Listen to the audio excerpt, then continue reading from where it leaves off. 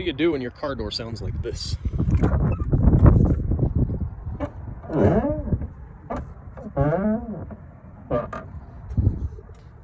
I'm going to put some AIM Extreme Duty Lubricant on it and see if that wakens it up or, well, actually quiets it. It sounds like it's snoring. Let's see if I can set you guys here where you can see the hinges and such.